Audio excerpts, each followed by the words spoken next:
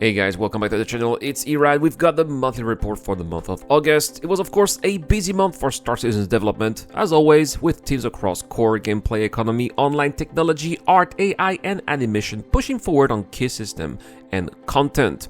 From medical gameplay and crafting prototypes to ship releases, AI combat improvements, and preparation for dynamic server meshing, this month's work reflects a steady march towards deeper gameplay, greater stability, and richer immersion across the persistent universe. Also, we have a brand new giveaway this month thanks to Admiral Gruffus. We're giving away an L21 Wolf. Just subscribe and comment to any videos posted this month for 1 out of 10 entries on the Wheel of Names, automatic entries for Patreon and YouTube members. So if you support the channel, you really like the content, you want to go the extra mile, any help over there is much appreciated, and that's one way you get rewarded for that. So, in August, the core gameplay teams focused heavily on Alpha 4.3, while pushing forward on several key systems. Freight elevators received further fixes to bring them back to usable conditions, although I've had some issues personally. That's why I'm also not finished here with the current event, simply because they don't work, especially at Everest Arbor. It's been really difficult for me. Alongside improvements to debugging tools. Medical gameplay took a big step with the introduction of MedGel, which will become a required item for respawning and will give medical ships more distinct utility. I suppose that this is probably going to be the invention that will come out of this event for respawning. If you don't have MedGel, you will not be able to respawn at certain in ships, perhaps. I suppose. We'll see. This updates also brought improvements to the overall respawn flow, they say. Meanwhile, work was completed on supporting a new creature's unique attack patterns and behaviors. I hope it's going to be the Boreal Stalker from Microtech. That would be fantastic. We don't have anything like that in the game yet, and it would really bring a big sense of danger, I think. Also, the engineering screen now shows heat rate changes for components, and new mechanics were added to item recovery, including the ability to disable components on claimed ships and the introduction of a timer that eventually breaks items once reclaimed. Crafting also made progress, and here we have the first multiplayer prototype finished and a temporary offline blueprint service created as a stand-in until the full player bound library is ready. They always have placeholders here before something is ready. That's totally normal. Flight and ship handling also advanced. Control surfaces received an update to the aerodynamic simulation, eliminating jittering and low frame rates, while a G limiter was added to the new atmospheric flight model, and NPCs now fly using control surfaces in atmospheres. The IFCS system gained further integration with Maelstrom, ensuring that destroyed ship parts reduced thrust effectiveness to close long-standing exploits. Cockpit dashboards were updated to physically animate and vibrate during combat or intense maneuvers, further enhancing immersion. Quantum travel saw bug fixes. Interdiction mechanics became more reliable with clearer markers on interdicted ships, and turrets were updated to prevent them from firing into their host vessels, which is good. You don't want to break your own ship with the turrets, right? Radar and scanning also benefited from UI refinements, while transports made strides towards parity with the legacy transit systems, including preparations for dynamic server meshing, which is really interesting. This perhaps could indicate that you could have one server, let's say at Tisa Spaceport, and then when you go to L19 Habs, then you would have another server. That would be fantastic. Finally, the ongoing inventory rework introduced proximity looting, search, and filtering features. On the economic front, the team continued tuning prices and margin across FPS gear, consumables, and salvage operations. These adjustments are designed to make crafting profitable, revitalize the salvage of ship components, and better balance effort against reward while addressing exploit risks.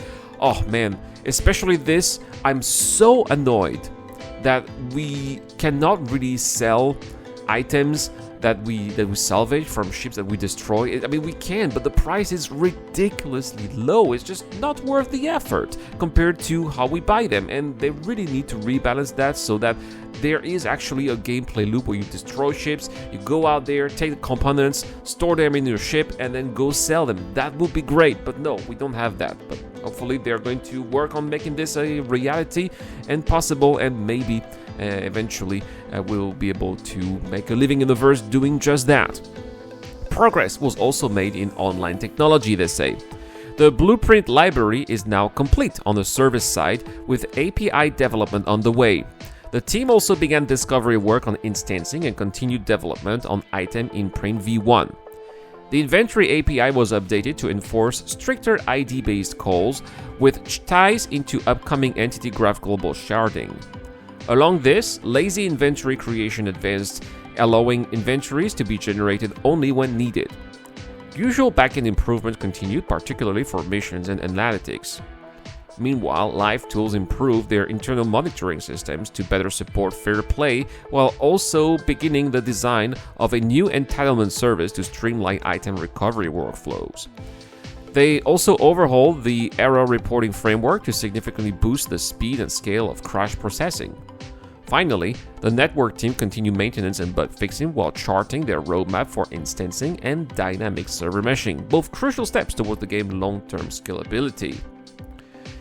In August 2025, the ART teams across the UK and North America made steady progress on both announced and unannounced ships. In the UK, 3 unrevealed ships advanced through the grey box phase, one nearing its final review. Maybe we'll see it at CitizenCon, but probably at the IAE. And another ship here received improvements to component accessibility, and a third ship just entered grey box phase after passing its white box gate.